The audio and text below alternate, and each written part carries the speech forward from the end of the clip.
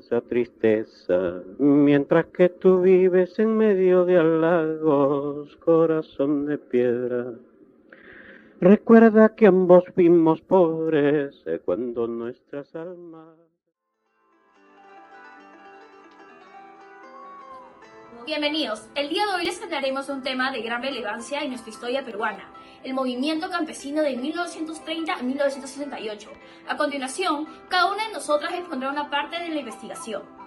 Para formular el tema de nuestra exposición, debemos situar el movimiento campesino dentro del Estado oligárquico, que dominó el Perú entre 1930 y 1968. Este fue un periodo de profunda explosión política y grandes desigualdades sociales. Las elecciones no eran representativas y una gran parte de la población, especialmente los campesinos, era marginada por barreras como el analfabetismo, lo que les impedía participar en las decisiones del país. En lo económico y social, el Perú era un país mayormente agrario y rural. Aunque las grandes haciendas se conectaban con el mercado internacional, la mayoría de los campesinos vivían en condiciones de servidumbre o semiservidumbre. El sistema del gamonalismo, una forma de poder feudal, controlaba sus vidas, obligándolos a trabajar gratuitamente como yanaconas a cambio de una pequeña parcela de tierra. En este contexto de opresión y tensiones sociales que surge el movimiento campesino. En este escenario de presión, el descontento campesino se hizo visible desde fines de los años 50. Comenzaron a organizarse con tomas de tierras y sindicatos, no solo para recuperar parcelas, sino también para cuestionar el poder colonial que aún los subordinaba. Como recuerda la historiadora María Lourdes Murri, esta lucha fue un quiebre que abrió camino a la reforma agraria de Velasco.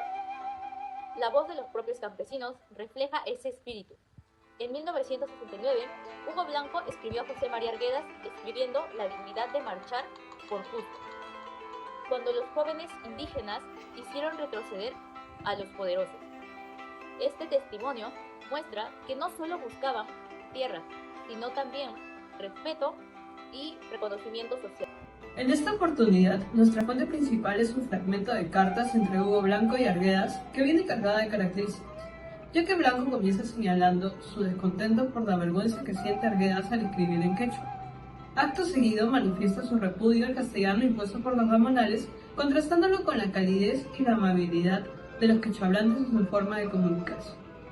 Asimismo, expresa su reconocimiento hacia la labor de Arguedas al traducir su lengua de resistencia, el quechua, al español, pues considera que sus escritos lo transportan simbólicamente a Cusco, un lugar donde él y su pueblo se sienten seguros, libres y dignos al poder hablar su lengua materna.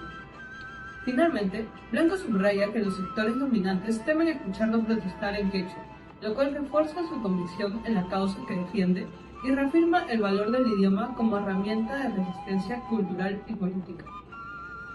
En conjunto, la carta muestra el aprecio de Blanco hacia Arguedas y denuncia el conflicto identitario que viven los quechohablantes y demuestra su intención de visibilizar su causa y reafirmar la centralidad del pueblo andino en su lucha política y cultural. Por ende, es de suma importancia analizar cómo los movimientos campesinos de la sierra peruana han ido cambiando con el pasar de la historia de Perú. Ello es posible utilizando la perspectiva de la colonialidad y descolonialidad del poder propuesta por la investigadora María Lourdes. Así, desde fines de los años 50 se acentuó una importante oleada de toma de haciendas, sindicalización y movilización de comunidades campesinas que permiten entender el profundo trasfondo social y político que posteriormente condujo a la reforma agraria de Velasco Alvarado en 1969. Según el análisis de María, la invasión española y sus continuidades de larga duración en América Latina consolidaron la discriminación étnica y el racismo en nuestra sociedad. En tal modo, se concluye que para lograr la emancipación social es necesaria una profunda transformación del sistema que supera las estructuras sociales coloniales persistentes.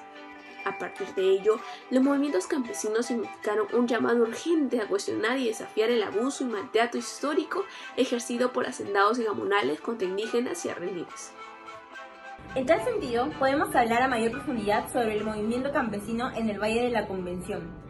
En Cusco, Perú, entre 1952 y 1965, el sociólogo Wesley Craig publicó el Instituto de Estudios Peruanos en 1968.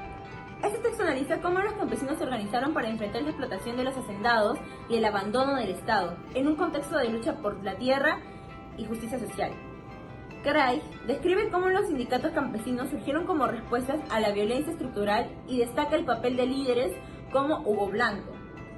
Según el autor, los campesinos usaron huelgas, tomas de tierras y asambleas comunales como formas de resistencia enfrentando la represión estatal y sabotaje por parte de los hacendados. Por lo tanto, Craig sostiene que el principal obstáculo fue la ausencia de reconocimiento jurídico y político de los derechos campesinos, ya que los sindicatos enfrentan una constante represión estatal, además de estrategias de fragmentación promovidas por los hacendados. Sin embargo, lograron consolidarse como formas legítimas de organización y resistencia colectiva. Asimismo, aunque la participación femenina fue limitada, algunas mujeres asumieron roles activos en la lucha.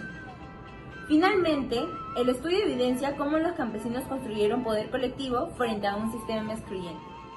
Podemos concluir que el indigenismo fue una parte vital de nuestra historia porque ayudó al desarrollo de la sociedad y fomenta la inclusión de las distintas etnias, tanto indígenas como asiáticas.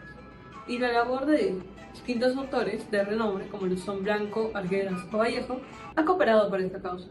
Consideramos que actualmente se encuentra presente y podemos verla manifestándose en distintas circunstancias, como lo son las protestas que han tenido lugar en nuestro país en los últimos años.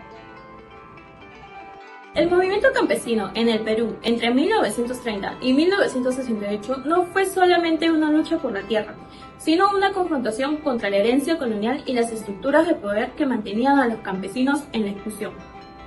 Hugo Blanco, por ejemplo, mostró cómo el quechua se convirtió en un símbolo de dignidad y orgullo frente a un sistema que intentaba ocultarlo. Por otro lado, María Lourdes Murray explicó que las tomas de tierras y sindicalización no fueron simples demandas económicas, sino un cuestionamiento a las jerarquías raciales y sociales heredadas desde la colonia. Finalmente, Wesley Craig, al estudiar el Valle de la Convención, evidenció cómo la organización campesina permitió pasar un régimen feudal de haciendas hacia sindicatos y federaciones que transformaron la idea de justicia social en el campo. En conjunto, estas perspectivas nos muestran que el movimiento campesino fue un punto de quiebre histórico que impulsó la reforma agraria de 1969 y dejó un legado de resistencia, identidad y construcción de poder desde abajo. Hoy, esta lucha sigue vigente en las comunidades indígenas y campesinas que aún defienden inclusión, respeto a sus lenguas y territorios, recordándonos que la justicia social en el Perú es una tarea pendiente.